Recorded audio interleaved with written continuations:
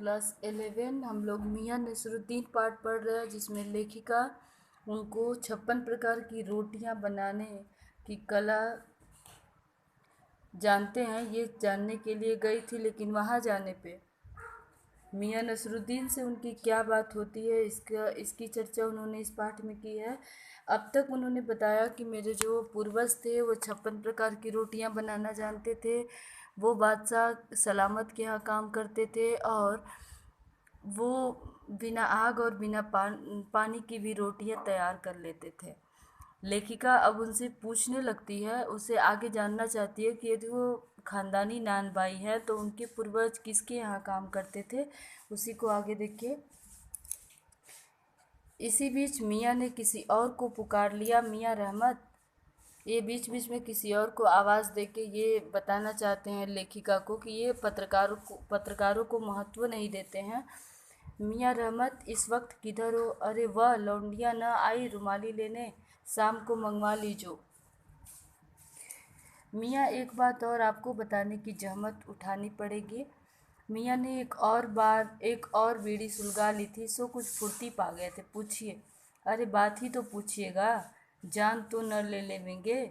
उसमें भी अब क्या देर, 70 की हो चुकी हैं। फिर जैसे अपने से ही कहते हों, वालिद महरूम तो कूच किए 80 पर, क्या मालूम हमें इतनी मोहलत मिले ना मिले। मतलब अब वो याद कर रहे हैं कि उनके पिता 80 की उम्र में ही उनकी मृत्यु हो गई थी। क्या पता ये 80 साल जिएंगे या नहीं।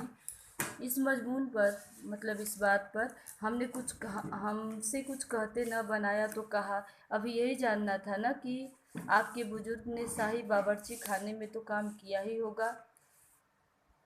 मियाँ ने बेरुखी से टोका, वह बात तो पहले हो चुकी ना। हाँ हो तो चुकी साहिब, पर जानना यह था कि दिल्ली के किस बादशाह के यहाँ आपके बुजुर्ग किस काम किया करते थे। अजी साहिब, क्यों बाल की खाल निकालने पर तुले हैं? कह दिया ना कि बादशाह के यहाँ काम करते थे, सो क्या काफ़ी नहीं? हम खिसियानी हंसी हंसे। है तो काफ़ी, पर जरा नाम ले लेते तो उस वक्त से मिला लेते। वक्त से मिला लेते खूब, पर किसे मिलाते जनाब आप वक्त से? मियाँ हंसे जैसे हमारी खिल्ली उड़ाते हों। वक्त से वक्त को किसी ने मिलाया है आज तक? खैर पूछिए, किसका नाम जानना चाहते हैं? दिल्ली के बादशाह का ही ना। उनका नाम कौन नहीं जानता? जहाँपनाह बादशाह सलामत ही ना। मतलब इसको नाम नहीं पता है। बादशाह को जिस नाम से पुकारते हैं वो बोलता है। कौन से? बहादुर शाह जफर की? आगे ये लेखिका पूछती कि कोई और? मियाँ ने खींच कर कहा। फिर अलट पलट के वही बात, लिख लीजिए बस यही नाम। आपको कौन बादशाह के नाम चिट्ठी रुक्का भेजना है? डाक खाने वालों के लिए सही नाम पता ही जरूरी है। हमें बिटर बिटर अपनी तरफ देखते पाया तो सिर हिला, अपने कारीगर से बोले, अरे वो बब्बन मियाँ, भट्टी सुलगा दो तो काम से निपटे। यह बब्बन मियाँ कौन है साहिब? मियाँ ने रुखाई से जैसे फांक ही काट दी हो। अपने कारीगर और कौन होंगे? मन में आया पूछ ले, आपके बेटे बेटियां हैं। पर मियाँ नसरुद्दीन के चेहरे पर किसी दबे हुए अंधड़ के आसार देख यह मजमून न छेड़ने का फैसला किया। इतना ही नहीं, ये कारीगर लोग आपकी शागिर्दी करते हैं। शागिर्दी मतलब आपके सहयोगी हैं। खाली शागिर्दी ही नहीं साहिब, गिन के मजूरी देता हूँ। 2 रुपये मन आटे की मजूरी, 4 रुपये मन मैदे की मजूरी है। ज़्यादातर भट्टी पर कौन सी रोटियां पका करती है? मियाँ को अब तक इस मजमून में कोई दिलचस्पी बाकी न रही थी, फिर भी हमसे छुटकारा पाने को बोले। बाकर खानी, सीरमाल, ताफ्तान, बेशनी, खमीरी, रुमाली, गांव, दीदा, गाजेबान, तुर्की, ये रोटियों के नाम हैं। फिर तेवर चढ़ा, हमें घूर कर कहा, तुनकी पापड़ से ज़्यादा महीन होती है, महीन। हाँ, किसी दिन खिलाएंगे आपको।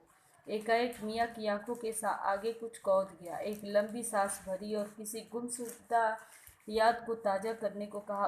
उतर गए वे जमाने और गए वो कदरदान जो पकाने खाने की कद्र करना जानते थे। मियाँ, अब क्या रखा है?